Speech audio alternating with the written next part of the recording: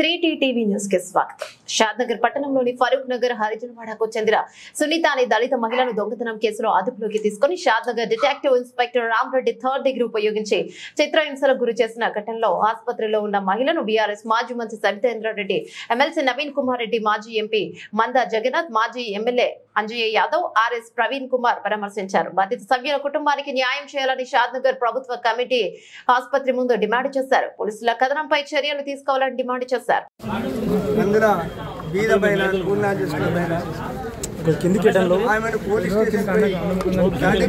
ఉపయోగించి దారుణంగా కొట్టిన అదేవిధంగా కొడుకు చిన్న పిల్లలు కొట్టారు.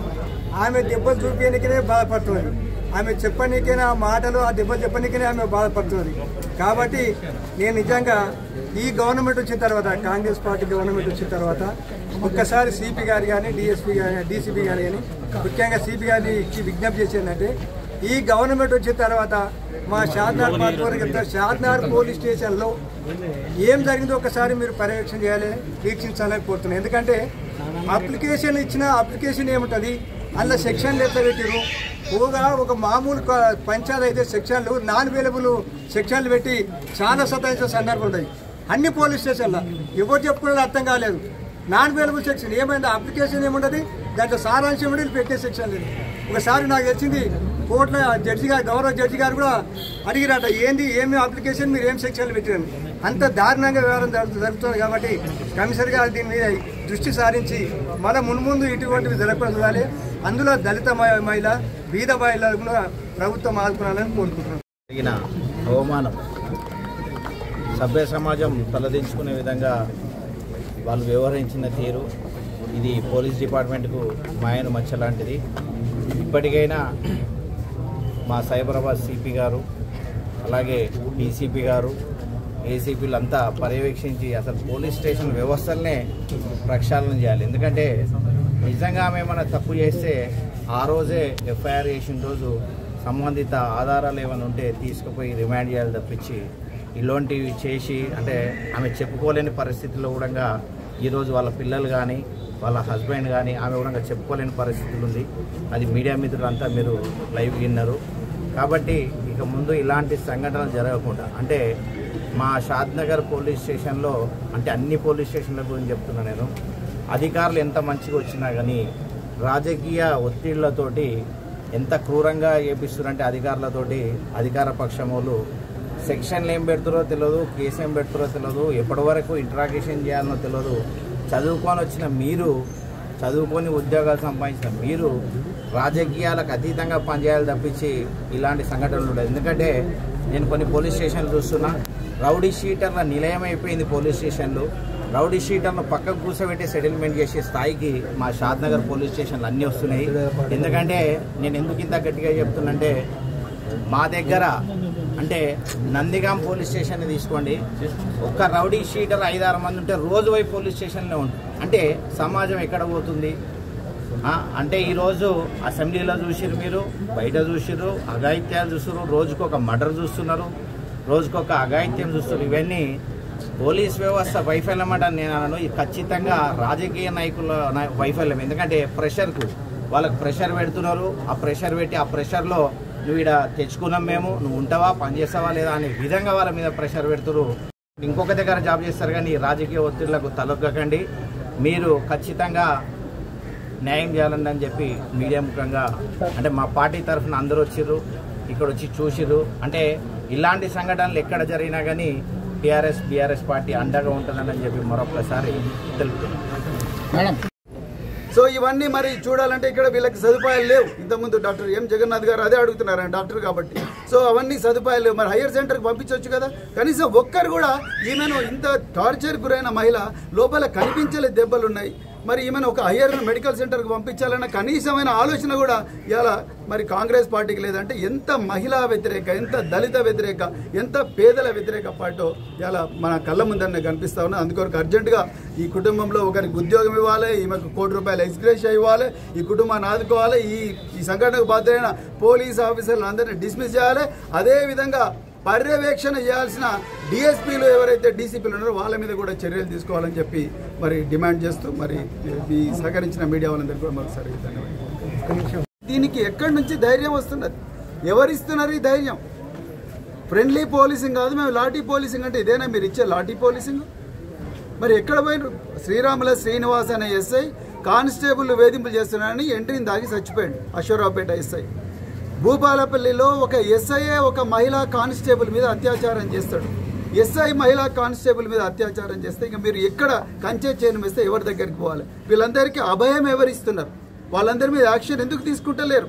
4 రోజుల నుంచి 5 రోజుల నుంచి ఒక మహిళ పోలీస్ స్టేషన్లో లెక్క ప్రకారం అయితే మహిళలను పోలీస్ స్టేషన్లో 6 తర్వాత ఉండకూడదు. అది చట్టం చెప్తున్నది. 6 తర్వాత ఏ మహిళ కూడా ఉండకూడదు. ఉండకూడదు. పొద్దుటి పూట వాళ్ళని ఇంట్రాగేట్ చేసేటప్పుడు కూడా కంపల్సరీ మహిళా ఆఫీసర్లే ఇంట్రాగేట్ చేయాలని చెప్పేసి ఆనాటి ఐపీసీ చెప్తుంది. ఇప్పుడు కొత్తగా వచ్చిన బిఎన్ఎస్ఎస్ కూడా అదే చెప్తున్నది. మరి ఎక్కడ పోయిండ్రు సూపర్వైజరీ ఆఫీసర్లు? ఎక్కడ పోయిండ్రు డిఎస్పీలు? ఎక్కడ పోయిండ్రు డీసీపీలు? ఎక్కడ పోయిండ్రు అడిషనల్ కమిషనర్లు? వీళ్ళెందుకు ఎవరు మాట్లాడతలేరు? మరి అదే 2,400, 5,000 కోట్లు, 6,000 కోట్ల కుంభకోణాలు చేసిన వాళ్ళని తీసుకొచ్చి ఇట్లా స్టేషన్లో ఉన్న వాళ్ళందరినీ కూడా ఉద్యోగంలో నుండి తీశారు, డిస్మిస్ చేశారు. ఉద్యోగంలో నుండి తీసేశారు. కేసీఆర్ గారు గతంలో ఇలాంటి ఇన్సిడెంట్ జరిగితే, మరియమ్మ అనే ఒక సంఘటన జరిగితే ఆ రోజున్న గౌరవ కేసీఆర్ గారు ఇమీడియట్గా అక్కడున్న పోలీస్ స్టేషన్లో ఉన్న ఎస్ఐతో పాటు మిగతా వాళ్ళు ఎవరైతే దాంట్లో భాగస్వామ్యం అయినారో వాళ్ళందరినీ కూడా ఉద్యోగం నుండి తీసేయడమే కాకుండా వాళ్ళ కుటుంబాన్ని ఆదుకున్నారు.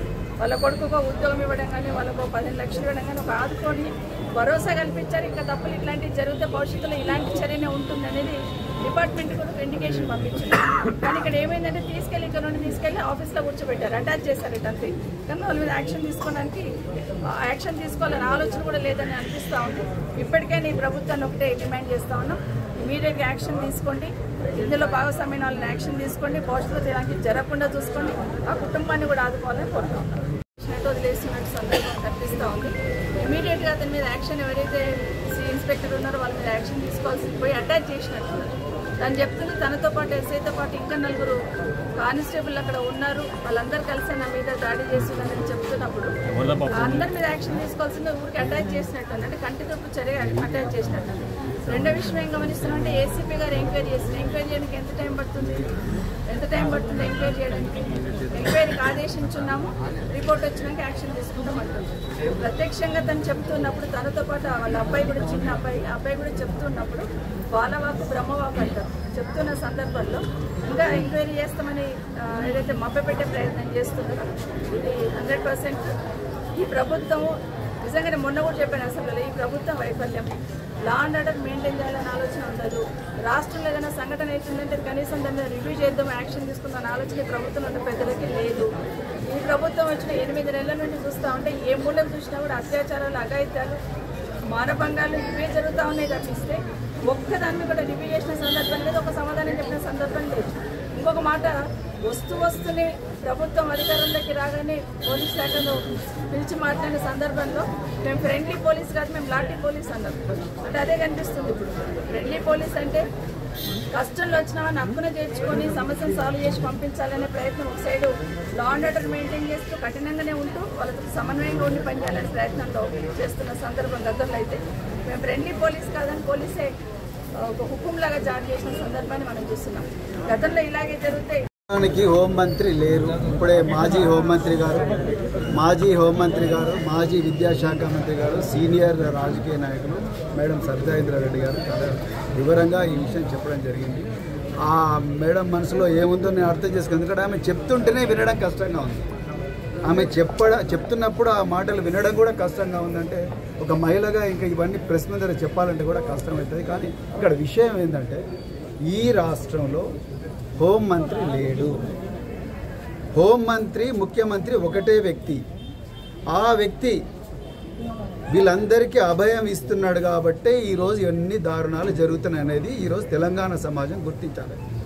అసెంబ్లీ సాక్షిగా 2 మహిళా ఎమ్మెల్యేలను ఘోరంగా ముఖ్యమంత్రి తన నోటితోనే, అసెంబ్లీ సాక్షిగా నోటితోనే ప్రజలందరూ చూస్తుండగానే వాళ్ళను కించపరిచే విధంగా మాట్లాడాడు. దాని మీద ఎవ్వరి మీద కూడా ఇంతవరకు యాక్షన్ లేదు. రాష్ట్ర వ్యాప్తంగా ఆందోళనలు జరుగుతున్నా కూడా ముఖ్యమంత్రి గారి నుంచి ఈ విషయంలో స్పందన లేదు.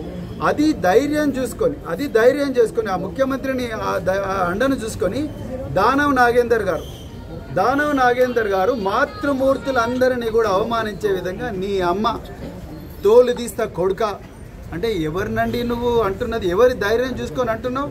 స్పీకరు ప్రేక్షక పాత్ర వహిస్తున్నాడు. దానవ నాగేందర్ గారు మీ అమ్మ అని చెప్పి అమ్మలని తిట్టుడు, కొడుక అని తిట్టుడు, తోలు తీస్తా అని తిట్టుడు. అసెంబ్లీ సాక్షిగా ప్రజలందరూ షాద్నగర్ పోలీస్ స్టేషన్లో జరిగిన సంఘటన ఏదైతే ఉందో అందరం కూడా సభ్య సమాజం అంతా తలంచుకునేటట్టు ఈరోజు జరిగిన సంఘటనను ముందు ఖండిస్తాం. గౌరవ కేసు మహిళని, అందులో ఒక దళిత బిడ్డని పోలీస్ స్టేషన్లో తీసుకెళ్లి 3rd డిగ్రీ ప్రయోగించేటంత నేరం ఏం జరిగింది అక్కడ ఒకసారి ఇమీడియట్గా వెళ్ళి మమ్మల్ని ఇక్కడ పంపించడం జరిగింది. ఆడబిడ్డని కనుక్కుంటా ఉంటే సంబంధం లేని విషయంలో స్టేషన్ తీసుకురావడమే కాకుండా తనతో పాటు తన భర్తను, తన కొడుకు మీద కూడా పోలీస్ డిపార్ట్మెంట్ వాళ్ళు లాఠీ చార్జ్ కొట్టడం జరిగింది. కొడుకు కూడా కొట్టడం జరిగింది. అదేవిధంగా వాళ్ళ హస్బెండ్ని కొట్టడం జరిగింది. తననైతే అవమానకరంగా, తను చెప్పలేని పరిస్థితులు చెప్తా ఉన్న పరిస్థితులలో అవమానకరంగా పేపర్లో కూడా ఈరోజు రాశారు.